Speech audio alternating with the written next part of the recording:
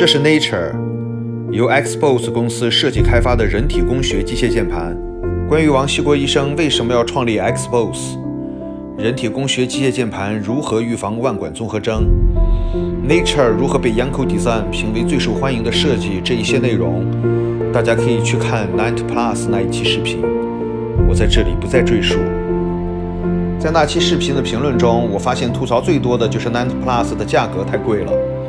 于是这次我带来了售价更为亲民的 Nature， 同样是人体工学机械键盘 ，Nature 的价格只是90的一半，更不及90 Plus 的零头。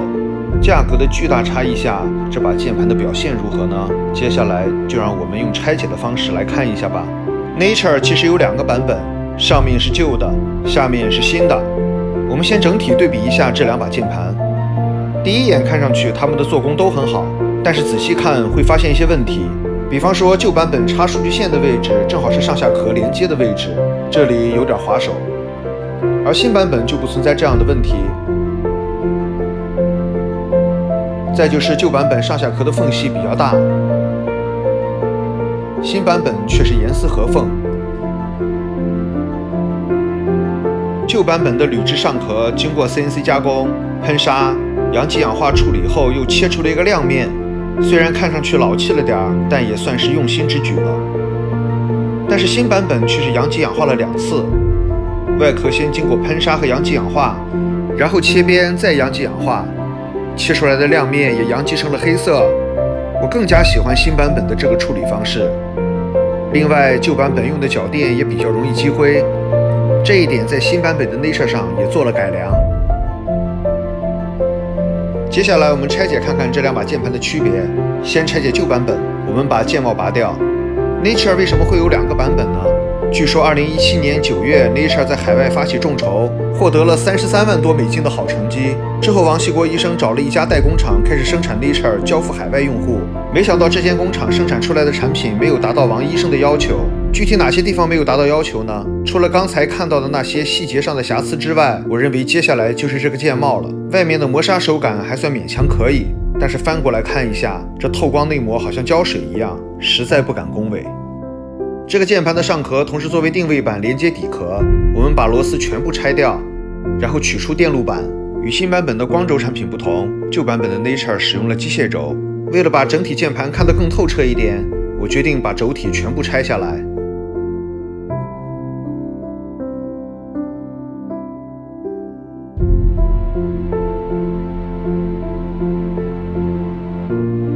旧版本的 Nature 使用的是红色的电路板，搭配加达龙的红轴，看上去还算挺和谐的。加达龙的轴体做工还是没话说，非常精良。全部拆出之后，能感觉到底壳的边缘是有点滑手的。中间灯的位置是一块贴了反光材料的亚克力导光板。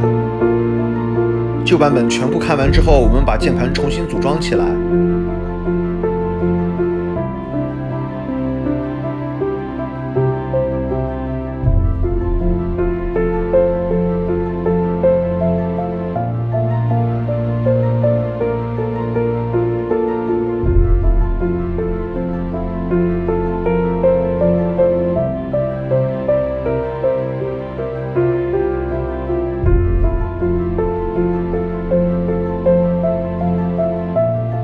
接下来我们拆解一下新版 Nature， 这把键盘使用了与 90 一样的 ABS 双色注塑球帽。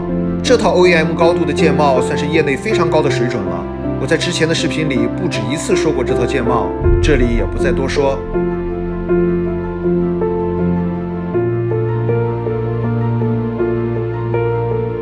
新版 Nature 与90一样使用了加达龙的光轴，这插拔的设计让我们很容易就可以把轴体全部拆掉。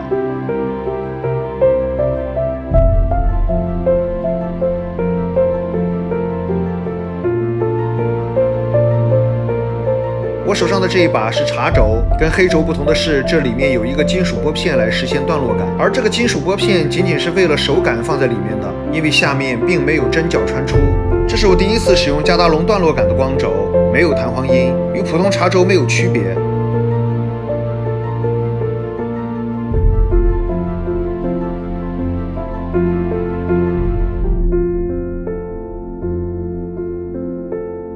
电路板与 90 一样是黑色的。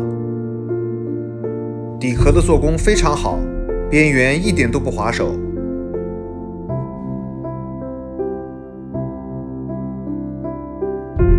我们把新版 Nature 也组装起来。总体来说 ，Nature 是一把性价比非常高的可编程客制化人体工学机械键盘。旧版本的完全淘汰让我觉得王医生是一个对细节非常苛刻的人，因为只需要把键帽换掉，我就觉得旧版本是一把非常好用的键盘了。但是他却不惜重金重新开了模具，并把之前稍微欠佳的细节全部做了调整。我要对他这种工匠精神点个赞。希望 Xpose 公司在王锡国医生的带领下，让人体工学键盘的发展更加多元化，也盼望 Xpose 系列键盘能够早日推出更多的配色。说到光效，与 Knight 一样 ，Nature 也配备了声控光效。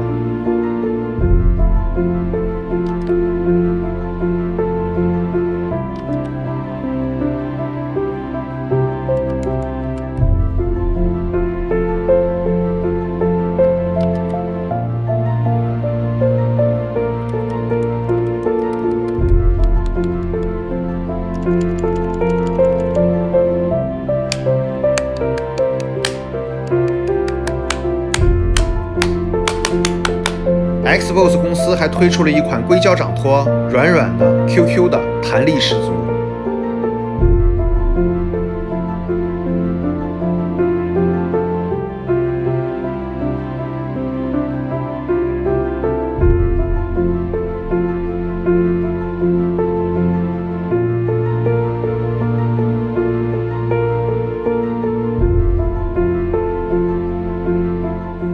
下面是打字音。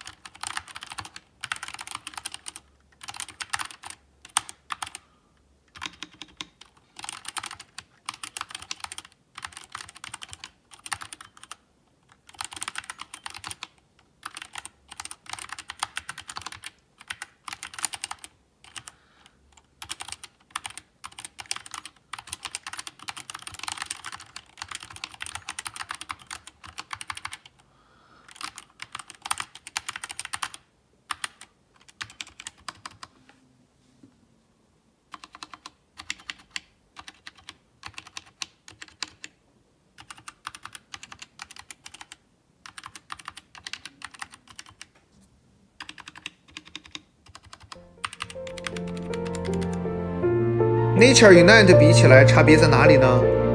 从精致的角度上来讲，两者的差距还是比较大的。从外形上看 ，Nature 比 Knight 短了一点，窄了一点，但却高了不少。重量上 ，Nature 是695克，而 Knight 却高达955克，这一点使得 Knight 更加沉稳。我认为两把键盘的定位非常明确，目的就是让更多的人能够尝试客制化人体工学机械键盘。好了，本期施工测评就到这里，我们下期再见，拜拜喽。